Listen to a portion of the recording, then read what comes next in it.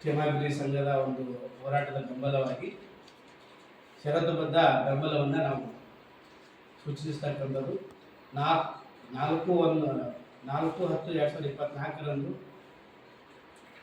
ಗ್ರಾಮೀಣಾಭಿವೃದ್ಧಿ ಮತ್ತು ಪಂಚಾಯತ್ ಇಲಾಖೆಯ ನೌಕರರು ವಿವಿಧ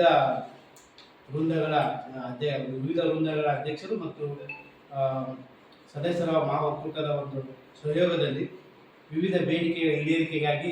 ಹೋರಾಟವನ್ನು ಕರೆ ನೀಡಿದ್ದು, ಆ ಹೋರಾಟಕ್ಕೆ ನಮ್ಮ ಸಂಘದಿಂದ ಬೆಂಬಲವನ್ನು ನೀಡಿರ್ತಕ್ಕಂಥದ್ದು. ಆ ಹೋರಾಟಕ್ಕೆ ಒಂದು ಬೆಂಬಲ ನೀಡಿರ್ತಕ್ಕಂಥದ್ದು. ನಾವು ಸಾರ್ವಜನಿಕರಲ್ಲಿ ಒಂದು ಕೇಳ್ಕೊಳ್ಳೋದೇನಪ್ಪ ಅಂತಂದರೆ,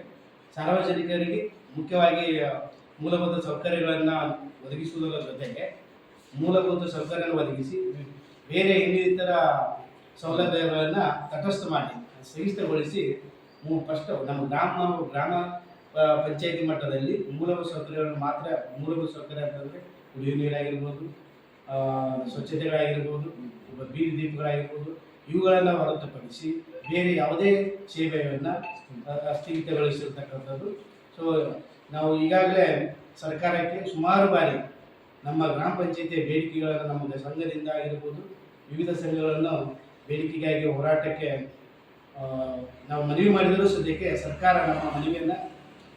ಯಾವುದೇ ರೀತಿ ಪರಿಗಣಿಸದೆ ಸುಮಾರು 10ರಿಂದ 15 ವರ್ಷಗಳವರೆಗೂ ನಾವು ನಮ್ಮ ಸಂಘದ ಒಂದು ಉದ್ದೇಶ ಏನಪ್ಪ ಅಂತಂದರೆ, ರಾಜ್ಯದ ಎಲ್ಲ ಪೀಡಿ ಹುದ್ದೆಯನ್ನು ಏಕಕಾಲದಲ್ಲಿ ಬಿ-ಗ್ರೇಡ್ ಆಗಬೇಕು.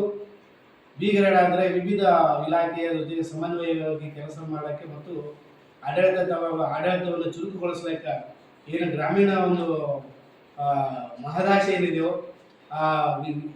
ಆಡಳಿತ ವಿಕೇಂದ್ರೀಕರಣದ ಒಂದು ಉದ್ದೇಶವನ್ನು ಈಡೇರಿಸುವುದಕ್ಕೋಸ್ಕರವಾಗಿ ನಾವು ಕೇಳತಕ್ಕಂಥದ್ದು ನ್ಯಾಯಬದ್ಧವಾಗಿರ್ತಕ್ಕಂಥ ನಮ್ಮ ಹಕ್ಕಿಗಾಗಿ ಸರ್ಕಾರ ಸ್ಪಂದಿಸದೇ ಇರುವುದರಿಂದ, ನಾವು ಸರ್ಕಾರ ಮತ್ತು ಮೇಲಾಧಿಕಾರಿಗಳು ನಮ್ಮ ಬೇಡಿಕೆಯನ್ನು ಸ್ಪಂದಿಸದೇ ಇರುವುದರಿಂದ ಈಗ ನಾವು ಹೋರಾಟಕ್ಕೆ ಅಣಿಯಾಗಿರ್ತಕ್ಕಂಥದ್ದು. ಹಾಗಾಗಿ ಕಡಾಖಂಡಿತವಾಗಿ ನಮ್ಮ